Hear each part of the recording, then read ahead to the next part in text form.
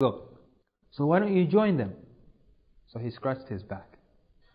And he said, عَلَّمَنِي الرَّجُلِ الصَّالِحِ, that the righteous man has taught me. He's taught him this lesson. So Umar radiallahu anh saved this man from being a part of the fitna. So Al-Usaybiq started with the same line of questioning and same questions that people could not respond to. We see here that Umar radiallahu anhu was very harsh when it comes to fitna, very stern, very strict when a fitna shows up. And Uthman radiallahu anhu was very easygoing. It was easygoing, and that's why it allowed the people of fitna to increase and to come out and to get some following. So we look at the situation in Kufa. In Kufa, Abdullah ibn Saba, he finds a section that's already working against the governor and the Khalifa. So he finds it to be a very fertile land, and the atmosphere is just excellent for encouraging his plans. So a group of people, these people of fitna, we shall refer to them as the people of fitna. These are the people who caused this general atmosphere of displeasure against Uthman radiallahu anhu. They hurled accusations at him, some of them unfounded, but in the end they are the ones who caused his death, and some of them were the ones who killed him. So we'll refer to them as the people of fitna. And at one point they had gathered and they went to the masjid and they were going to cause problems, and the governor there was Sa'id ibn al-As. And he had in charge of the army there Al-Qa'qa'. Al-Qa'qa' is one of the most fierce warriors of Islam. Umar radiallahu anhu used to consider him to equal 1,000 warriors.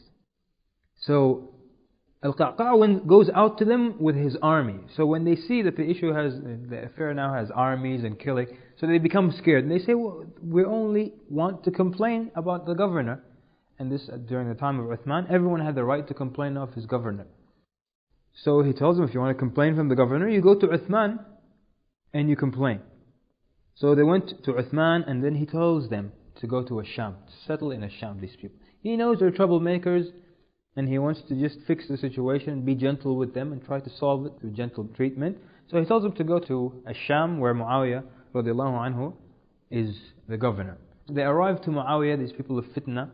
They come to him, and one of them got up. So he asked them, what is it with them? What is their situation? One of them got up and he spoke incoherently and so on. So Muawiyah came down hard on them. He spoke to them harsh and insulted them. And he tells them that if I see two of you together, you're in trouble. I don't want any problems here. So then they complained again to Uthman radiallahu anhu, and he allowed them to go to another place. We want to look at Egypt now. In Egypt, Abdullah ibn Saba also, he found that some of the people there already had some complaints against Abdullah ibn Sa'd, who was the governor of Uthman in Egypt. And Abdullah ibn Sa'd was very occupied with the battles on the borders there with the African Berbers and the Caesar of Constantinople. So he didn't have enough time to focus on the internal problems and the complaints of the people. So then they started a letter writing campaign, as we would say now.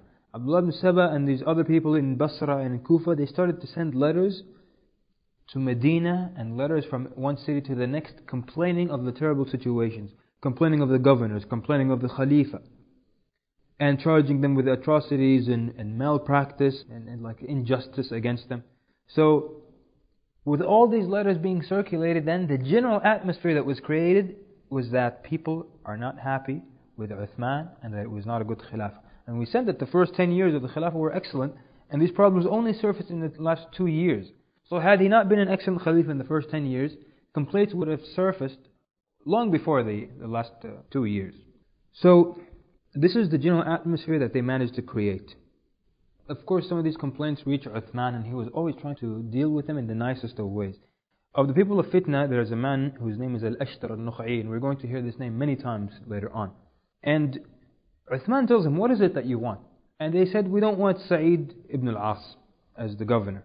So he says, okay, I have deposed him, I removed him. Who do you want in his place? They said, we want Abu Musa al-Ash'ari. And he agreed, and he put him in charge. So Uthman thought that if he pleases them, that he would put them under control. And he tells them some nice things. He tells them that if you curse me, I'll be patient.